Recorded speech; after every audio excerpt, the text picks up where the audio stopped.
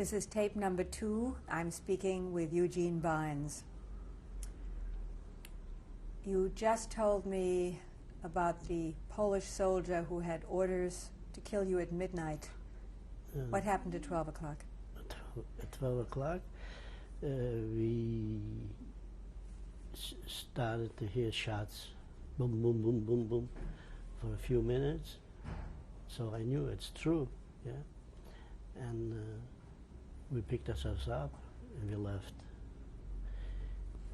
And we're supposed to go to his parents. He says, "Let's go home to my parents." How far away did they live? They lived quite a way away, quite a while. It took us about 5-6 days to get there. During the day you couldn't walk. We only could walk at night. So it took us a while. We got to this kid's house. He knocked at the door. They let us in. It was very, very friendly, the father and the mother. They made us hot water, gave us new shirts, new underwear, cleaned up. Did this family know you were Jewish? Yeah, he told them. And they accepted that? Yeah. Well, that was only the beginning. We came into the house, you know. He says, "This is my friend," and they started to cook and give us fed us, and we cleaned up, and we sat by the table and we talked, tell stories, and like 2-3 o'clock in the morning, the father says to me, "My son," he was a very friendly man. "My son," he says, I consider you as my son's brother, but there's a little problem," he says. "When they catch the Germans, they're looking for Jews, but if they catch my son, they'll arrest him, and that'll be over, and they'll take him. But if they catch you, they'll burn me down with my family, with my children, with everybody, with the cows, with the horses, everything. That's what they're doing. There's a very big problem. People who hide Jews, that's what happens to them." So I listened, and he says, "You have to leave." I said, "Okay, I can force you to do that. I'll leave." Like about 3 o'clock in the morning, they made me a package, food, kielbases with bread, with everything, and they took me out to the woods and said goodbye. Did you have a gun with you? Yeah, I had my gun, yeah. Ammunition? Yes, I had a gun, ammunition. He gave me a little more ammunition, the boy, and they dropped me off at the woods, and from there I made myself in deeper into the woods. And I started to walk around a day, 2, 3. It's getting tough. I can show my face for the Polacks. I can show my face for the Germans. I have no choice but to lay there in the woods. But how long can I do that? So I used to go in at night to somebody, and it was very hard because in the little villages, they got dogs. Everybody's got a dog, and if you get close to a village and the dogs start to bark, they wake up the whole village. So I had to find a place where I could go in. There shouldn't be so many houses, and so I made myself food. But how long? I did it once, twice. How long can I exist? It got very tough, and the worst part was that you gotta sleep. And I'm by myself. I can't go into the partisans anymore because they're going to wipe me out. So I got to hide myself from the partisans, don't get in contact with them. For the Polacks, the Germans, what am I doing? So I was fighting with my mind. I came to a conclusion. I knew where Jews are walking in crashing in the camp there, and I made myself to them, and I knew they were walking at the station, at the train station, and at night I got in there, I threw away my gun, with ammunition and everything, and I hid myself behind trees there. Excuse me for interrupting you. On the pre-interview, you told me a story of running into some soldiers. Can you tell me about that? Yeah, that's okay. I missed it. So while I was in the woods, in fighting what I should do, but the worst part is that the sleeping was terrible. So one night I fell asleep, and it got a little warm. The sun came out in the morning and hit me in the face. I wasn't covered too good, and I slept very good at night, and the sun hit me in the face, and all of a sudden I hear somebody is laughing, Rige. That means you're a Jew. Are you a Jew? A guy? And they're laughing. And I says to him, no, I'm not a Jew. He says, show me the papers. How many people were there? No, first I saw just that one. He woke me up. And I says, yes, I'll show you the papers. I says, I'm a Polish soldier. I'm no Jew. He said, show me the papers. I says, I'll give you the papers. I had my gun under my head, wrapped up in a blanket, and I says, here, I'll give you the papers. I went, took the gun out, and I shot him. And then I saw the others. I went after them, and I shot them too. They were Poles? Poles, yes. Because they would have gotten me. So I had to do it. And I ran away from there, and I made myself, a few days later, I says, this is no good, and I made myself back towards my hometown, and I got into camp myself, throw away the guns and everything. I saw where the Jews are walking, and I got into them, and I went into the camp myself. Which camp was this? Budzin. What was the location of Budzin in comparison to Krasnik? That was right about 2 miles under the town. 2-3 miles.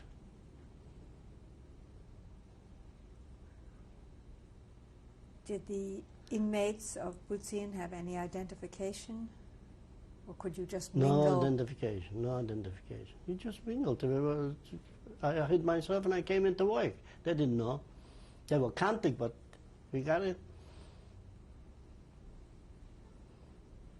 Did you meet anybody there that you knew? Oh, well, everybody, my whole town was there, my whole town.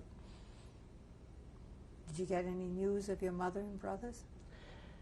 Well, that time, my mother was still in town with the brothers, and I came out from there, and my mother was still home with the 2 brothers, and then one brother went with a cousin also to camp there in Budzin, and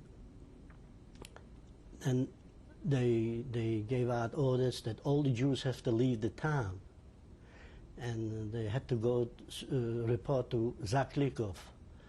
That's about 15 miles from Krasnik, 15-20 miles from Krasnik.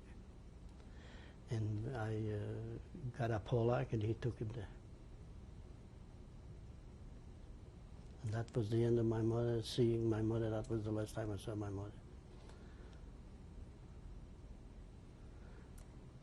What were the living conditions like in Budzin? And Budzin was terrible.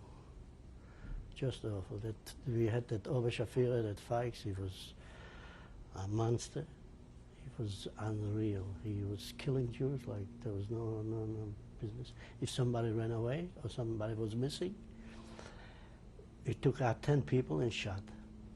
Personally? Every 10 men he took out and shot in front of you. Or he hanged. And imagine when you count to 10 what's going on, and everybody was pushing and killing each other. Oh, it was terrible. And did you live in barracks? yeah, we lived in barracks, and then my younger brother was there, and my other brother, that Elia, was there. And then one day we went to work, and they took out all the people, and and the younger ones. Kids like to 12, 13, 14, and older people, but they couldn't, they looked old, so they shot 50 people that time, and they shot one of my brother and a cousin. Between these 50 people, I came home from work, told me already your brother is dead and your cousin is dead.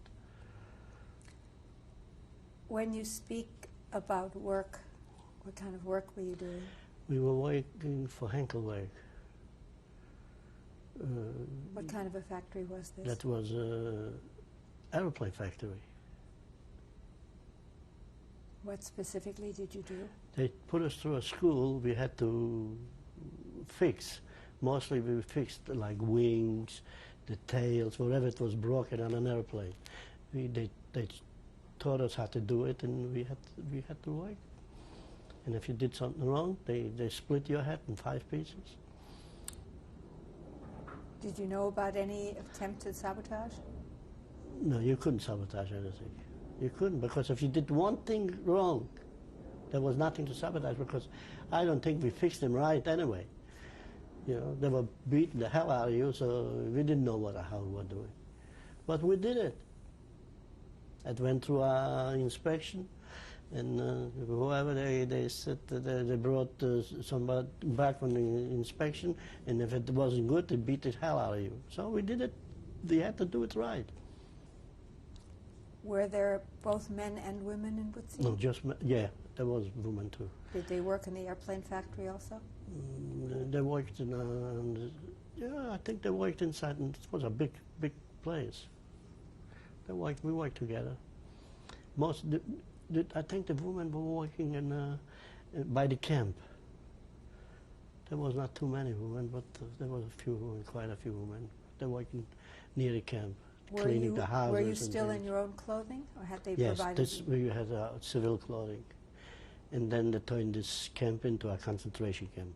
They took us across from the place we were, and turned it into a concentration camp. How did that change the work you were doing? What? When they turned the labor camp? We did the same work, yeah. Were there more killings, though, after it was a concentration camp? Killing was never stopped. It never stopped. And I forgot to tell you that when I was there like 3 months in camp, and I contracted typhus. And that was a disease that there was no medicine or doctors. And if you had a good heart, so you survived. Otherwise, you were dead. And another thing was that whoever got sick, you couldn't walk. So they took you out and shot you, right on the spot. Was there any kind of a dispensary, or were you just left in the barracks? There was no dispensary. You got sick.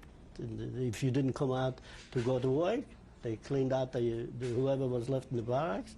They took him out and shot. How long were you in Budzin? In Budzin was about 2 years, I think. From 1941 to 43. A year and a half, close to 2 years. How did it come about that you left Budzin? I didn't leave Budzin. They took us, that was in 1942, I think. And the Germans started to lose the war, and there were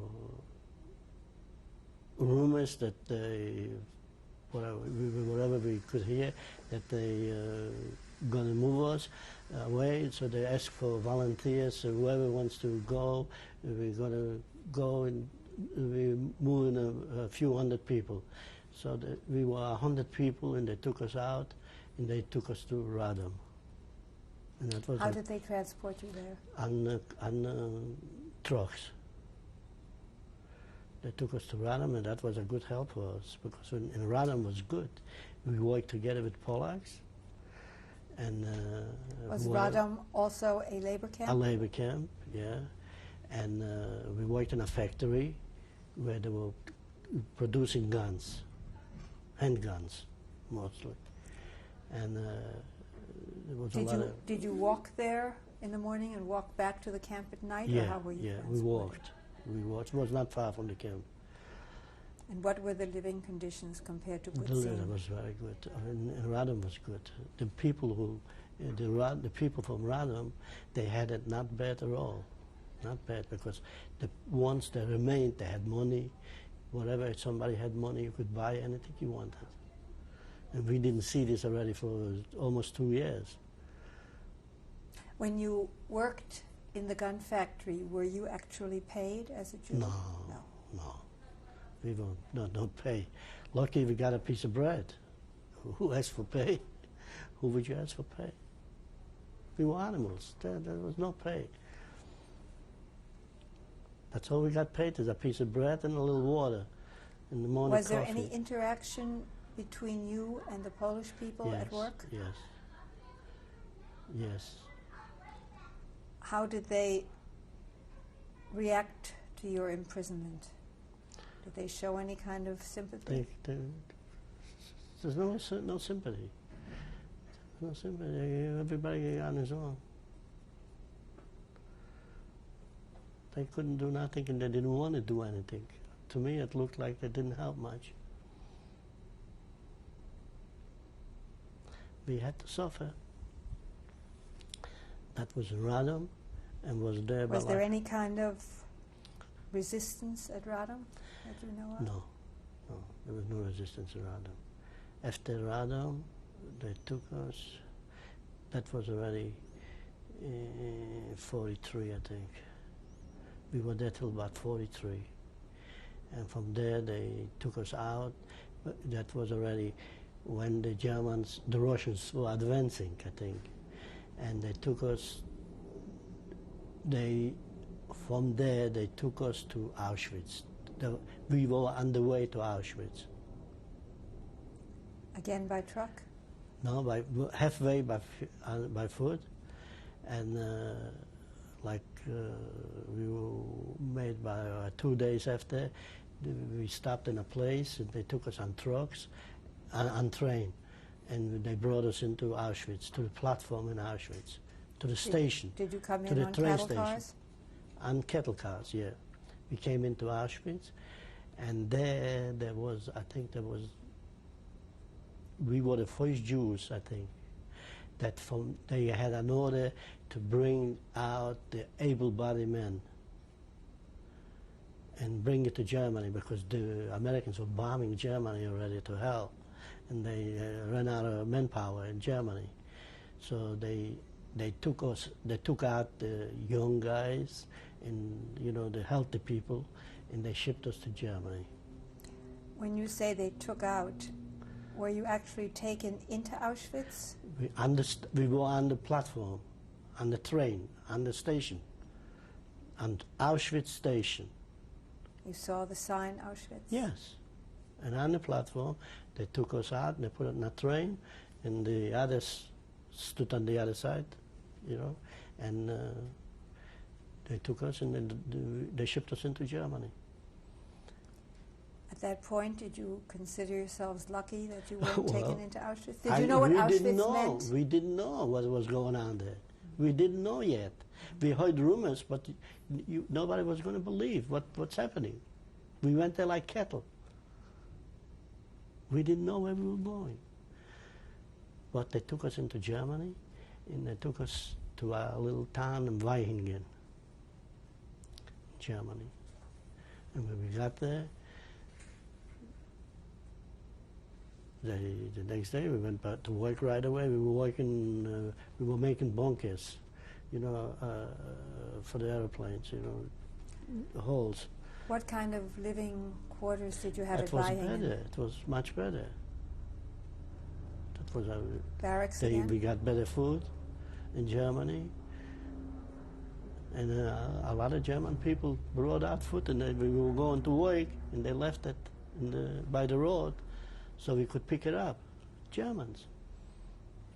And were all the people that were in Weihingen and taken to work in the bunkers, were they all Jews? Yeah, all Jews. And the Germans that left food for you knew this? They left on the side, not a lot, but 1, 2, 3, they left food.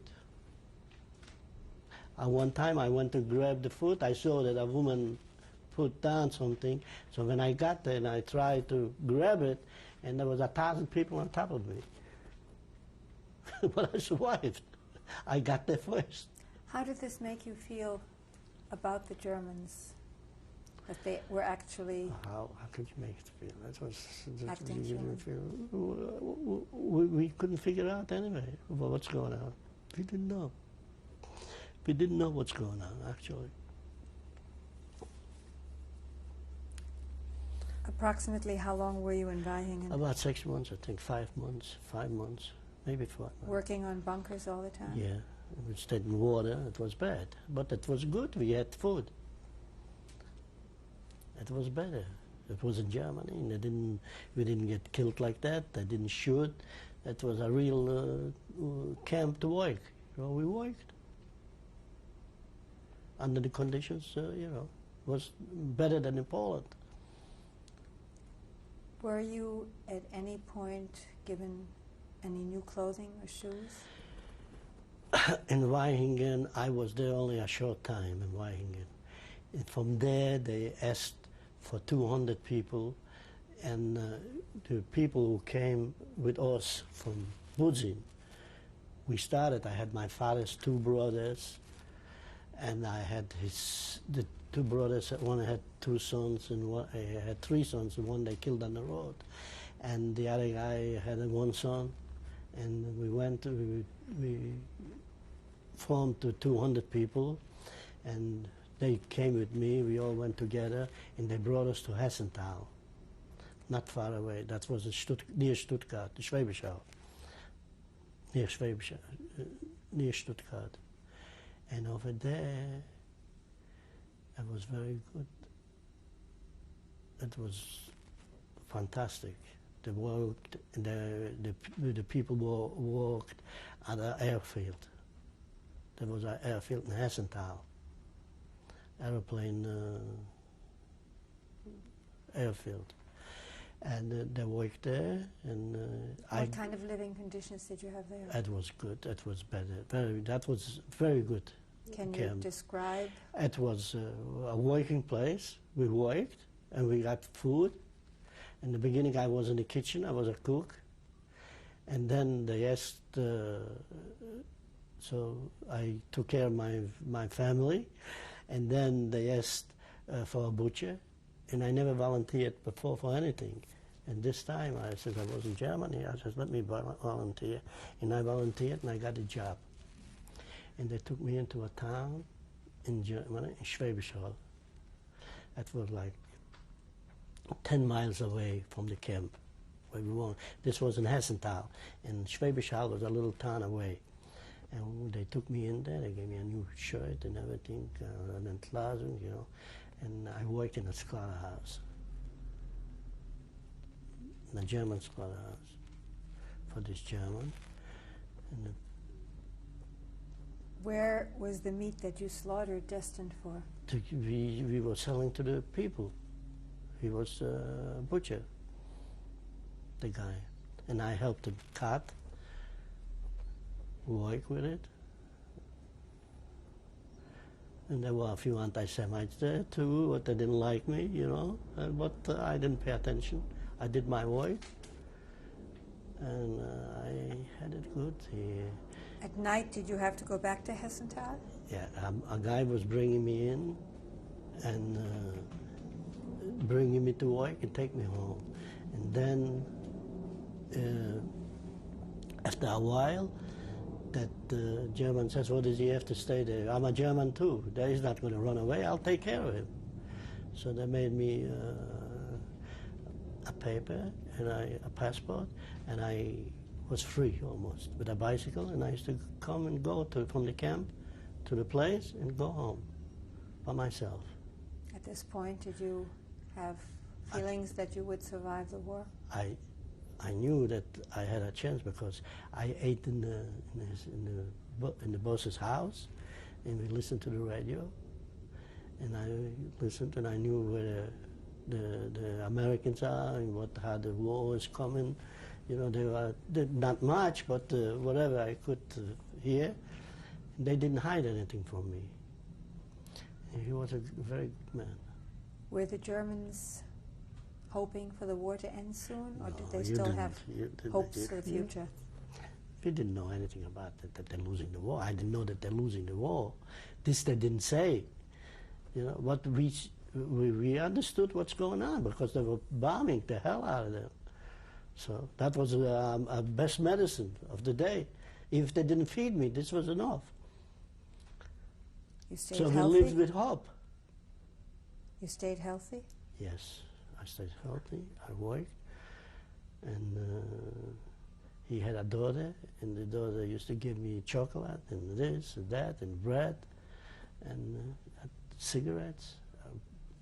And during the day, we used to run in the bunkers because they used to bomb. The sirens went off, and we used to run in the bunkers. And I met in the bunkers, met some girls, Polish girls. They were talking Polish, so I walked over, and I just started to talk to them in Polish. And I asked where they are from, and they asked me. I says, I'm in the Jewish camp here. He says, Mr. Ayid? I says, yeah. They started to kiss me. They didn't know what to do for me. They were on Polish papers, the girls. From Krakow, 4 girls, 4 Jewish girls. They told me the whole story. And that was close to 1944 already. That was 43, 44, the beginning of 44. From 44 on to the end of 44. Yeah, in Hessenthal, yeah, we were there till, I think, till the 45. We were there about till 45.